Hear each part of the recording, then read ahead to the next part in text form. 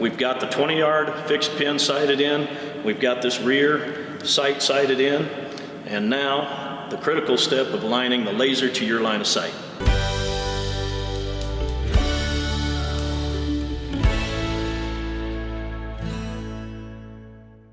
We provided a laser sight-in target for you that helps.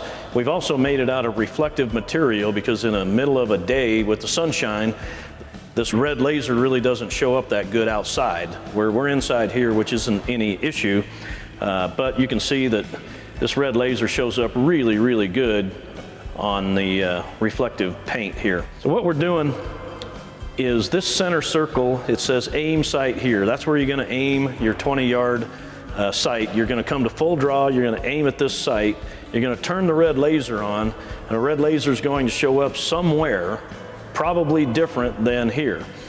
Where we need it to align is right here. Align the laser here. This is for right-handed shooters, and we need you to align the laser here for a left-handed shooter, okay? You can start out at 5 yards, 10 yards, it doesn't matter. It's a good idea to finish up at 20, 25 yards, somewhere in there, to get the best calibration of that laser to your sight. What we're looking for here is parallel alignment of the laser. As you can see, we don't want the laser hitting the exact same place, because if you look at the sight here, the laser is not in the same location as your sight. It's about 2.5 inches to the side. What we want is your line of sight and that laser to be parallel the entire distance to infinity, all right?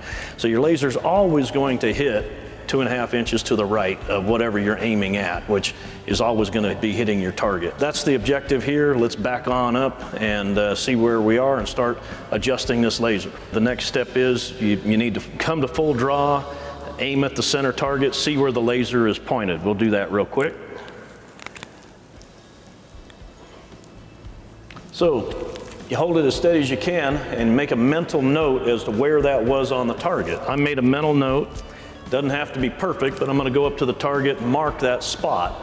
Then we're gonna need to move the laser basically from that spot over to where we want it, 2.5 inches right of your aim.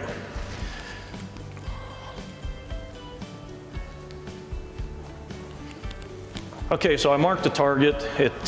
My laser was about 10 or 12 inches to the right of where I want it to be, and about 2 inches high. At this point, there's several ways that we can get that laser pointed to where it's supposed to be. Some people will just simply start moving the windage and elevation a random amount and trial and error until they get it just right. I like to do what I think is a bit of a shortcut. You try to steady the bow and then move the laser. And I'll go through a couple of different techniques that I found that are handy or some other people have told me about. One is all by myself without any other shooting aids. I'll just get on my knee, use my boot, try and steady the bow, something like this. I put my cam on my boot, knees pointed toward the target, riser's right up against the knee, my left arm's steadying the bow. Now I got my entire right arm and hand to make all the adjustments on here. So I've got the laser pointed toward where it was pointed when I was aiming at the 20-yard zero. Well, the first step is loosen these lock screws, okay? This is a pivot for the laser. Just loosen these lock screws. It's a real handy tool, this torque wrench, for that. But when you make adjustments, you want to switch to the little L wrench, okay? And you want to use the long end pointing out, use the short end to make adjustments. And then we're going to want to put the laser right on the mark that I put on the target. Now I want to come down a little bit. I can watch the laser move down as I turn the adjustment here. So it comes down, and now I need to go to the left quite a bit.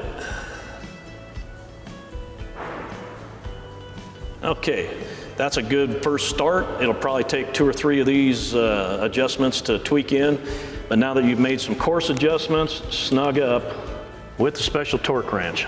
So you kind of want to do these, just kind of snug them up and do them alternate one to the other to the other.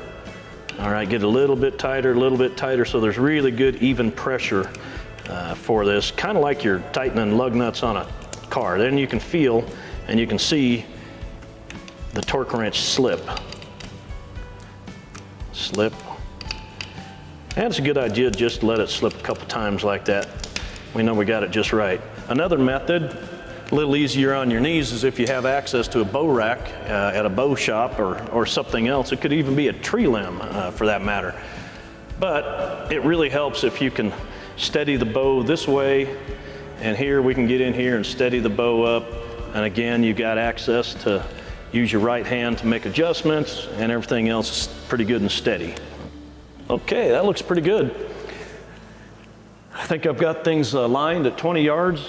We've gone through a couple different ways to try and hold the bow steady as you try and adjust that. It's an iterative process, might take 3 or 4 tries.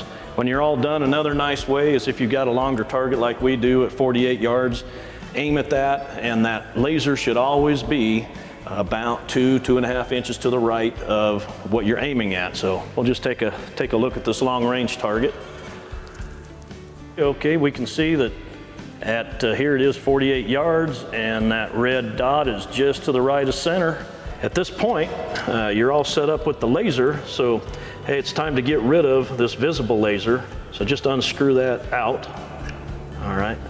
And then take the supplied little cover, throw that little cover in its place, and it screws in with your finger. Then you can take a penny or a dime and kind of tighten it up a little bit more there to make sure it doesn't vibrate out. Then with the laser's still on. To turn that off, we just have to push that out. You can get a hold of the base of the cartridge here. Just unscrew the base of the cartridge, and that makes it not work anymore. Now when you're going to store this, not a bad idea at all to go ahead and remove the batteries, just to make sure that somehow or another you don't get battery drainage. But as long as you have that unscrewed, you're in pretty good shape. Let's move on.